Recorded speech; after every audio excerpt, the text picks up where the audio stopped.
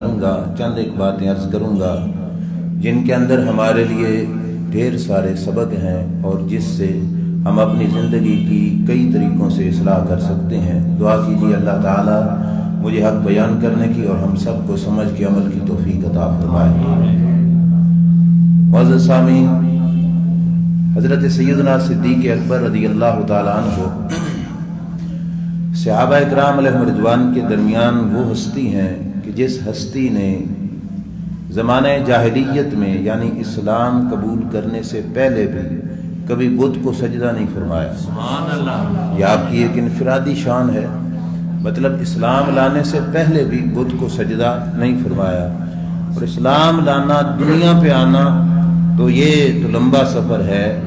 کتابوں میں باقاعدہ طور پہ یہ بات موجود ہے کہ حضرت صدیق اکبر رضی اللہ تعالی عنہ اپنے والد گرامی کے ساتھ بت خانے میں گئے۔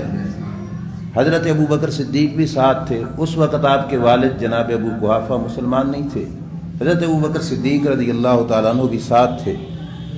بت کو سامنے دیکھا تو حضرت ابو بکر صدیق نے کیا کیا، توجہ کیجئے گا۔ بت کو سامنے دیکھ کر کہنے لگے انی جائعن فاطمنی، میں بھوکا ہوں مجھے کھانا کھلاؤ۔ انی عارٍ فاکسونی، میں ننگا ہوں مجھے کپڑے پہناؤ۔ میرے پاس کچھ نہیں مجھے کچھ دیجیے۔ بت کے سامنے کھڑے ہو کر یہ کہا۔ اب یہ کہنے کا مقصد یہ نہیں تھا کہ بت دینے والا ہے۔ جس وقت یہ الفاظ حضرت بکر صدیق رضی اللہ تعالیٰ عنہ نے کہے، اب بت سنتا تو کچھ بولتا، زبان ہوتی تو آواز آتی۔ بت کے پاس تو تھا ہی کچھ نہیں نا، آواز کہاں سے آتی؟ بت تو تھے ہی بے جان شے۔ حضرت ابوبکر صدیق نے جب یہ کہا کوئی جواب نہ آیا تو کیا کہا، انی ملکن علیک حجرا، فرمایا ہے بت میں تجھے پتھر مارنے لگا ہوں، اگر اپنے آپ کو بچا سکتے ہو تو بچاؤ۔ حضرت ابوبکر صدیق رضی اللہ تعالی عنہ نے یہ بات کہہ کر پتھر اٹھایا اور بت کے سر میں دے مارا۔ اب کھڑا بت پتھر لگنے سے نیچے گر گیا۔ حضرت ابوبکر صدیق رضی اللہ تعالیٰ عنہ کے والد نے دیکھا تو وہ تو بت پوجا کرتے تھے، تو انہوں نے دیکھا اس نے بت کو روڑا مار کے نیچے گرا دیا ہے۔ وہ تو دوڑ کے آئے، پکڑ کے گھر میں لے آئے ان کی امی جان کے پاس، اور ان کی امی جان سے کہا کہ یہ تمہارا بیٹا تو بڑا عجیب نکلا کہ اس نے تو بت کو جا کے روڑا مارا اور بت تو نیچے گر گیا۔ حضرت ابوبکر صدیق رضی اللہ تعالی عنہ کی والدہ کیا فرماتی ہیں، سنیے۔ فرماتی ہیں یہ تو اب دنیا پہ آنے کے بعد کی بات ہے، سنو، جب یہ بچہ میرے جسم میں تھا تو مجھے یہ آواز آتی تھی کہ ابشری بالولد العتیق اسمہ فی السماء صدیق لرسول اللہ صلی اللہ علیہ وسلم صاحب و رفیق، کہ مجھے غیب سے آواز آتی تھی کہ اے خدا کی بندی خوش ہو جا، اللہ نے تیرے پیٹ میں جو امانت رکھی ہے یہ جہنم سے آزاد ہے، اور یہ وہ بچہ ہے جس کو رب آخری نبی کا ساتھی بنائے گا، اور یہ وہ بچہ ہے جس کا نام عرشوں سے صدیق رکھا جائے گا۔ اب یہ ہے عظمت ابوبکر صدیق رضی اللہ تعالیٰ عنہ کی، یہ بے مثال شخصیت صحابہ اکرام علیہم الرضوان کے درمیان۔ ہم بلا وجہ نہیں کہتے کہ افضل البشر بعد الانبیاء، انبیاء کے بعد سب سے افضل درجہ انسانوں میں ہے تو حضرت ابوبکر صدیق رضی اللہ تعالیٰ عنہ کا ہے۔ حضرت ابوبکر صدیق رضی اللہ تعالیٰ عنہ صرف یہ نہیں، پہلی کتابوں میں پہلی جو اتری کتابیں کیا تھا، جس وقت یمن کے اندر حضرت ابوبکر صدیق رضی اللہ تعالیٰ عنہ تشریف لے کے گئے تو وہاں پہ ایک راہب تھا۔ راہب سمجھتے ہو، عیسائیوں کا عالم، پادری، پوپ جو بڑا تھا ان کا وہ تھا۔ اس نے بندے بھیجے ہوئے تھے کہ اگر حرم شریف کے علاقے سے، مکہ شریف کے علاقے سے کوئی قافلہ آئے نا تو اسے لے کر میرے پاس آئیے گا، اور اس قافلے کے سردار کو ڈھونڈو، جو ہوگا وہ میرے پاس لے آؤ۔ یہ قافلہ پہنچا جس میں حضرت ابوبکر صدیق تھے، تو حضرت ابوبکر صدیق کو پکڑ کر اس راہب کے پاس لے جایا گیا۔ اب راہب کیا کہنے لگا، راہب کہنے لگا کہ احرمی انتا، کیا تم حرم پاک سے آئے ہو؟ حضرت ابوبکر صدیق نے کہا ہاں۔ قریش قبیلہ ہے؟ آپ نے فرمایا ہاں۔ کچھ اور چیزیں اس نے پوچھی، آپ نے بتایا کہ جی ہاں ایسی بات ہے۔ اب اس نے کہا کہ پیٹ سے کپڑا اٹھاؤ۔ حضرت ابوبکر صدیق نے پیٹ سے کپڑا اٹھایا، ناف کے پاس تل، وہ سیاہ نشان نہیں ہوتا تیل، سیاہ رنگ کا، وہ نشان دیکھا تو اس نے کہا اے جوان تجھے مبارک ہو، اللہ تعالیٰ تجھے آخری پیغمبر کا ساتھی بنائے گا۔ بس یہ بات سنی، حضرت ابوبکر صدیق واپس آئے، واپس پہنچے تو مکہ شریف میں نبی علیہ السلام نے اعلان نبوت کر دیا تھا، اور مکہ کے لوگ حضرت ابوبکر صدیق کے انتظار میں تھے، کیونکہ بزنس کے لحاظ سے، تجارت کے لحاظ سے آپ کا بہت بڑا نام تھا مکہ شریف کے اندر، اور لوگ آپ سے پوچھنے کے لیے آئے تھے کہ اب ان کا کیا کیا جائے جو دعوی نبوت کر رہے ہیں، کیونکہ وہ تو انکاری تھے۔ حضرت ابوبکر صدیق رضی اللہ تعالیٰ عنہ فرمانے لگے کہ میں جا کے ملتا ہوں، دیکھتے ہیں کیا بات ہے۔ حضرت ابوبکر صدیق رضی اللہ تعالیٰ عنہ پاس گئے، نبی اکرم صلی اللہ تعالیٰ علیہ وآلہ وسلم نے دعوت دین دی۔ اللہ کے محبوب صلی اللہ علیہ وسلم سے حضرت ابوبکر صدیق نے کہا دعوی نبوت پر تصدیق کی کوئی دلیل؟ تو حضرت ابوبکر صدیق کو میرے نبی علیہ السلام نے فرمایا ابو بکر پیٹ یمن میں دکھاتے ہو اور دلیلیں مجھ سے پوچھتے ہو؟ پیٹ یمن میں دکھایا تم نے، دلیلیں مجھ سے پوچھتے ہو؟ حضرت ابوبکر صدیق سمجھ گئے کہ جو مکہ میں بیٹھ کر یمن کے حالات کو دیکھ سکتے ہیں یہ جھوٹے نہیں سچے پیغمبر ہیں۔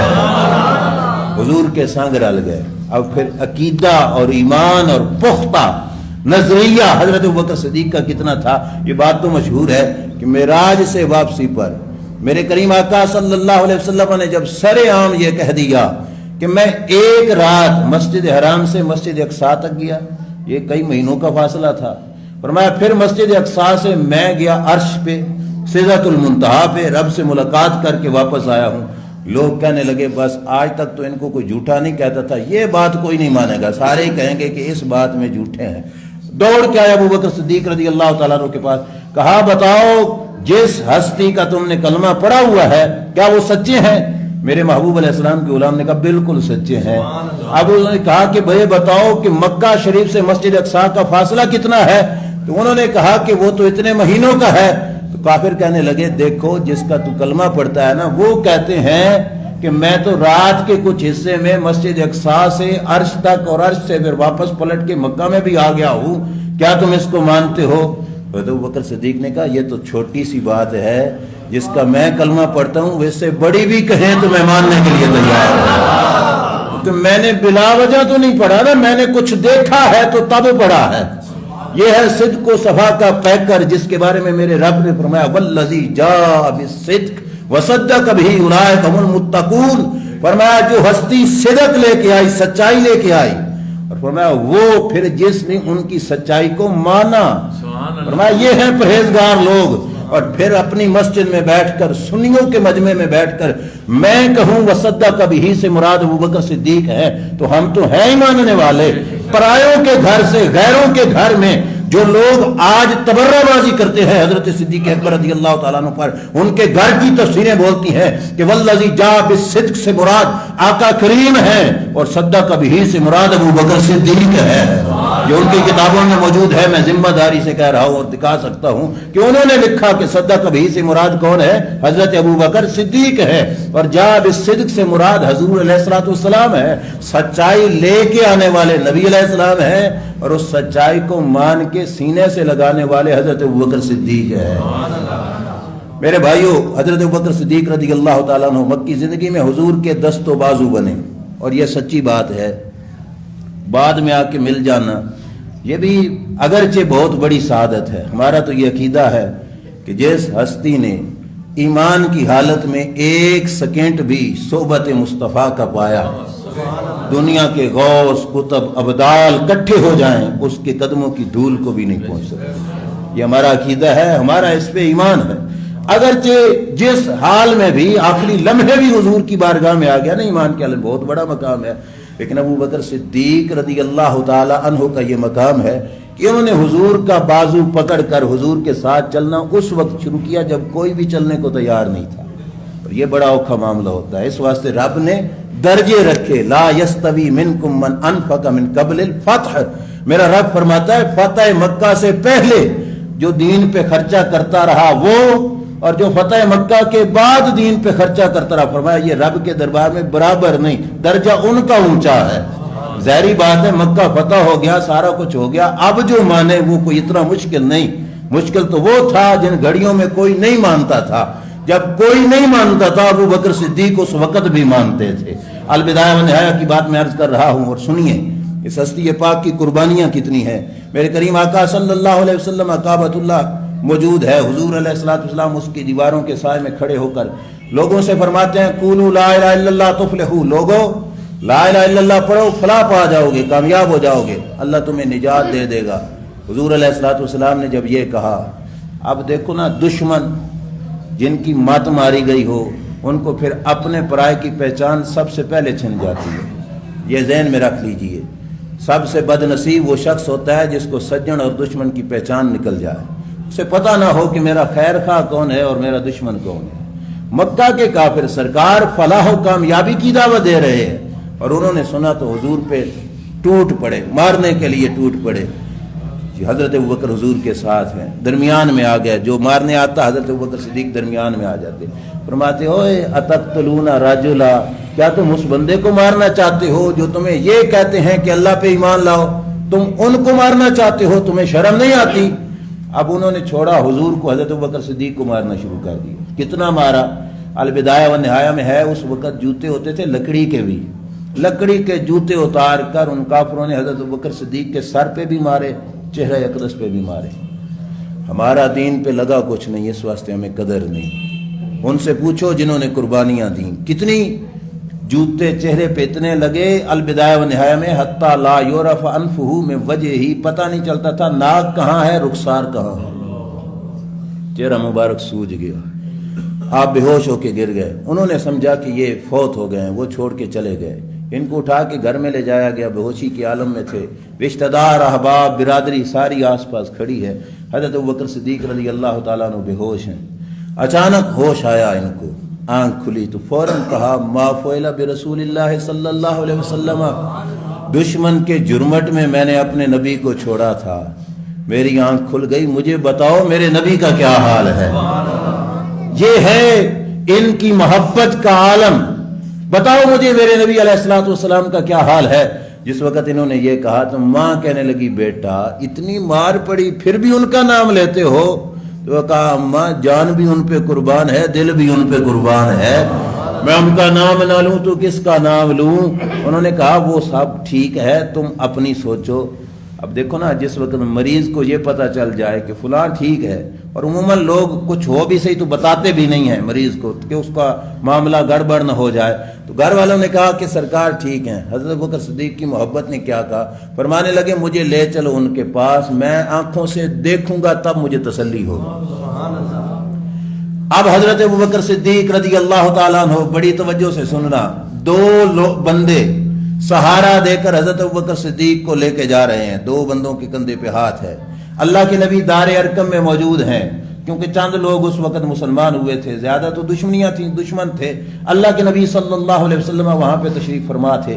حضرت ابوبکر صدیق رضی اللہ تعالیٰ عنہ اس حالت میں حضور کے دربار میں حاضر ہوئے۔ اب البدایہ والنہایہ میں کیا لفظ ہیں اللہ کے نبی کے آستانے سے، دروازے سے جس وقت ابوبکر صدیق اٹھ اندر گئے، فقام رسول اللہ صلی اللہ علیہ وسلم واستقبلہ، اللہ کے نبی اٹھ کے کھڑے ہو گئے۔ اللہ کے نبی اٹھ کے، بات چھوٹی نہیں بہت بڑی بات ہے، واستقبلہ، اور نبی علیہ السلام نے صدیق اکبر کا استقبال فرمایا۔ چھوٹا بڑا چھوٹے کے پاس جائے تو وہ اٹھ کے کھڑے ہو کے استقبال کرے، یہ تو کچھ سمجھ میں آتا ہے۔ استاد شاگرد کے پاس جائے، پیر مرید کے پاس جائے، استقبال ہو، وہ تو سمجھ میں آتا ہے۔ کبھی ایسا تو نہیں ہوا کہ مرید جائے پیر کے پاس، شاگرد جائے استاد کے پاس اور وہ اٹھ کے کھڑا ہو، ابو بکر تیری مریدی پہ بھی قربان، تیری شاگردی پہ بھی قربان۔ یہ اتنا عظیم اور وفادار شاگرد، اتنا عظیم اور وفادار مرید، جن کے آنے پر پیروں کا پیر، نبیوں کا نبی اٹھ کے استقبال کر رہا ہے۔ میرے نبی علیہ السلام نے اٹھ کے استقبال کیا، سرکار اٹھ کھڑے ہوئے، سرکار اٹھے تو باقی ساتھی بھی اٹھ کھڑے ہوئے۔ حضرت ابوبکر صدیق کو سامنے لٹایا گیا، اللہ کے نبی صلی اللہ علیہ وسلم وہاں پہ پہنچ گئے۔ اب اگلے جملے سننا، فَأَقَبَّ عَلَيْهِ رسول اللہ صلی اللہ علیہ وسلم وَقَبَّلَ وَجْهَهُ، اللہ کے نبی صدیق اکبر پہ جھک گئے۔ صدیق اکبر زمین پہ لیٹے تھے، حضور اوپر جھک گئے۔ جھک کے کیا کیا، فقبل وجہہ، حضور نے ابو بکر صدیق کے چہرے پہ بوسہ دے دیا۔ کس کو چوما؟ ابو بکر صدیق کے. کس نے چوما؟ جن کے قدموں کی تلیاں رب کا عرش چومتا. کس نے چوما؟ جن کے رکابیں پکڑ کے جبریل چلتا ہے. آج وہ ابو بکر صدیق کے چہرے کو چوم رہے ہیں. میں پوچھتا ہوں کچھ تو وہ تھے جنہوں نے جوتے مارے تھے اسی چہرے پر، ایسا تھا کہ نہیں؟ اور اب یہاں پہ معاملہ یہ ہے کہ رب کا نبی اس چہرے کو چوم رہا ہے. فرق کی وجہ کیا ہے؟ میاں محمد بخش بتاتے ہیں کہ قدر پھلاں دا بلبل جانے صاف دماغاں والی. ہر بندے کو نہیں پتا ہوتا کہ پھول کا مقام کیا ہے. قدر پھلاں دا بلبل جانے صاف دماغاں والی، قدر پھلاں دا گرج کی جانے مردے کھانے والی. آج کے کسی بدبخت کو نہ سمجھ آئے تو یہ اس کی سمجھ کا قصور ہے. اگر سمجھ نہ ہو مقام صدیق اکبر تو اللہ کے نبی کے دربار میں جاؤ. سرکار جھک کر ابو بکر صدیق کے چہرے کو چوم رہے ہیں اور زمانے کو بتا رہے ہیں، اور جن کے قدموں کی تلیوں تک کوئی نہیں پہنچ سکتا وہ نبی اپنا سر جھکا کے ابو بکر کا چہرہ چومتے ہیں. آپ کو مقام صدیق اکبر سمجھ نہ ہو تو پہلے میں حضور کے قدموں کی تلیوں کا مقام بتاؤں نا، پھر پتا چلے گا جن کی تلیاں اتنی اونچی ہیں ان کا سر کتنا اونچا ہے. پھر جس کا سر جس کے منہ کو چومے اس کا مقام کتنا اونچا ہے. النبراس کتاب ہے شرح العقائد پر لکھی ہے علامہ عبدالعزیز پرہاروی رحمۃ اللہ تعالی علیہ نے. کیا نام ہے؟ النبراس. کیا نام ہے؟ لکھنے والے ہیں مولانا عبدالعزیز پرہاروی رحمۃ اللہ تعالی علیہ. کوٹ اڈو کی ایک بستی ہے پرہار شریف، وہاں کے رہنے والے تھے. اور یہ کوئی للو پنجو عالم نہیں تھا، یہ وہ عالم تھا جو ایک وقت میں بیٹھ کر دونوں ہاتھوں میں قلم لے کر ایک ہاتھ سے اور کتاب لکھتا، دوسرے ہاتھ سے اور کتاب لکھتا. اور پھر کیا کہتے؟ پھر کہتے مولا اگر بے ادبی نہ ہوتی نا تو تیری ذات نے مجھے اتنے علم سے نوازا تھا میں 2 پاؤں سے 2 مزید کتابیں بھی لکھ سکتا تھا. اس درجے کا عالم کیا نام ہے؟ عبدالعزیز پرہاروی رحمۃ اللہ تعالی علیہ. وہ اپنی کتاب النبراس کے اندر فرماتے ہیں کہ شیخ ابو الحسن رفاعی رحمۃ اللہ تعالی علیہ ایک اللہ کے ولی گزرے ہیں. اور یہ بھی ذہن میں رکھنا ہمارے جسم میں نا رب نے روح بھی رکھی، یہ جسم بھی رکھا. جسم ہمارا بشری ہے، روح ہماری نوری ہے. ہماری روح کے پاس اتنی طاقت ہے جو دنیا کی کسی شے کے پاس طاقت نہیں. دنیا کے ایٹم میں بھی اتنی طاقت نہیں جو اللہ نے انسان کو روح بخشی اس میں طاقت ہے. یہ حقیقت بات ہے، میں مبالغہ نہیں کر رہا، علماء اکرام موجود ہے. روح انسان کی بہت بڑی شے ہے. جس بندے نے روح کو طاقتور کر لیا نا پھر وہ کام کرتا ہے جو بڑی بڑی مشینری نہیں کر سکتی. سمجھ آ رہی ہے نا؟ روح مضبوط ہوتی ہے کس سے؟ کہ اپنا جسم کی خوراک کم کرو، روح کی خوراک بڑھاؤ. جسم کی خوراک کیا ہے؟ کھانا پینا اور سونا. کیونکہ یہ کام تو جانور بھی کر لیتے ہیں کہ نہیں کر لیتے. یہ کام جسم کے ہیں اور یہ کام اگر بڑھ جائیں تو پھر صرف ظاہری جسم طاقتور ہوگا، روح کمزور ہو جائے گی. اگر یہ کام گھٹا دیے جائیں تو جسم کمزور ہوگا اور روح طاقتور بن جائے گی. جس بندے کی روح طاقتور ہو جائے نا پھر اس کا ظاہری جسم جہاں تک نہیں پہنچ سکتا اس کی روح وہاں تک پہنچ جاتی ہے. مثال کے طور پر میں بدن کی آنکھ سے اس دیوار کو دیکھ سکتا ہوں، دیوار کے باہر کو دیکھ سکتا ہوں؟ نہیں دیکھ سکتا. لیکن جس بندے کی روح طاقتور ہو جائے گی نا کروڑوں دیواریں بھی ہوں اس کی نظر کروڑوں دیواروں سے پار بھی دیکھ سکتی ہے. یہ ہے روح کی طاقت. اب حضرت ابو الحسن رفاعی کی بات کی طرف آؤ جو نبراس میں لکھی علامہ عبدالعزیز پرہاروی رحمۃ اللہ علیہ نے. وہ فرماتے ہیں کہ علامہ حضرت شیخ ابو الحسن رفاعی نے نا روحانی طور پر پرواز شروع کر دی، اڑنا شروع کر دیا. اب فقیر کی روحانی پرواز اتنی تیز ہوتی ہے جتنی راکٹ کے پاس بھی طاقت نہیں ہوتی. کتنا اڑے؟ اللہ کے 70,000 عرش کراس کر گئے. کتنے؟ بولیے کتنے؟ 70,000. آپ کا کٹھا چوک نہیں، 70,000 عرش کراس ہو گئے. میرے رب نے پوچھا ابو الحسن رفاعی کدھر کو جا رہے ہو؟ قدرت کی طرف سے آواز آئی کدھر کو جا رہے ہو؟ ابو الحسن رفاعی نے کہا کہ یا اللہ میں پرواز کر کے اس عرش کی چھاتی، اس عرش کے پائے کو چومنا چاہتا ہوں جس عرش کے پائے پر شب معراج تیرے نبی نے تلیاں ٹکائی تھی. بات سمجھ آئی؟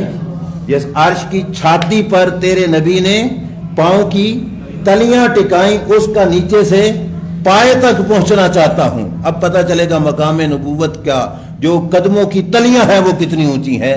میرے رب نے کیا فرمایا؟ فرمایا ارجع لا وصول لک الیہ، ابو الحسن رفاعی واپس پلٹ جاؤ، تم 70,000 سال بھی پرواز کر لو، تم عرش کی اس پائے تک نہیں پہنچ سکتے جس کی چھاتی پہ میرے نبی نے قدموں کی تلیاں دکھائی۔ پتہ چلا ان کی تلیاں کتنی اونچی ہیں، جن کی تلیاں اتنی اونچی ہیں ان کا سر کتنا اونچا ہے، جن کا سر اتنا اونچا ہے ان کا ابو بکر کتنا اونچا ہوگا۔ یہ دیکھو جن کا سر جھک کر ابو بکر صدیق کے چہرے کو چوم رہا ہے، کوئی نہ مانے تو اس کی اپنی قسمت، کوئی نہ سمجھے تو اس کا اپنا نصیب۔ اللہ کے نبی بتا کے گئے کہ ابو بکر صدیق رضی اللہ تعالیٰ عنہ کا مقام کیا ہے۔ حضور علیہ الصلوۃ والسلام کے دست و بازو رہے۔ میں ان کی زندگی سے جلدی تھوڑا خلاصہ عرض کر کے گزرنا چاہتا ہوں۔ شب ہجرت، جس وقت اللہ نے حکم دیا محبوب مکہ چھوڑو مدینے جاؤ، حالات یہ تھے، اتنے خطرناک ماحول تھا کہ لوگ حضور کے خون کے پیاسے تھے، سرکار کے گھر مبارک کو گھیرے میں لیا ہوا تھا، ارادہ ان کا یہ تھا کہ اللہ کے نبی صلی اللہ علیہ وسلم کو شہید کیا جائے۔ اس وقت سرکار وہاں سے نکلے، وہ آپ کو پتہ ہے